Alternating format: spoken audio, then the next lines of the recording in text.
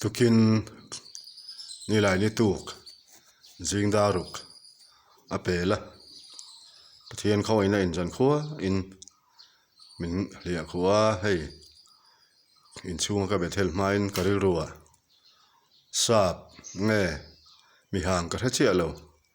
nula lano pangtak pathian ro puiji fakin azaya chu nula za ngai thla chuan ke ang rual vel sap pa ko thlera motor kalna kong sira food peta thuwa chu mi se zai chu tharau ti halan le ngai tha chu nu zai chuan chu pa chu fana khowela cholna zong khowela hlimna zong pusi lo zona bungli thuwa sukor khomhei chiang kha tuinung lui chuan a tharau ril ruang etuna zong zong aron fan ta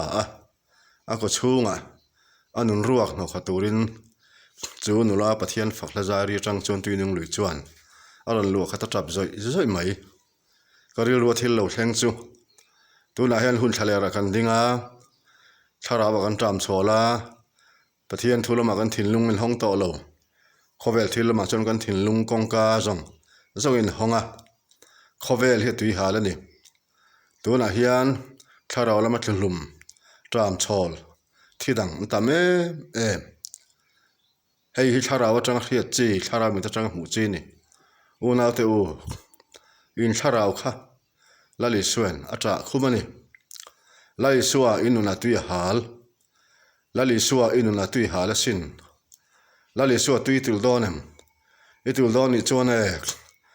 tharaw tui halane lali suwa ron panro tharaw ril tamna nen cross mai thing thibe donem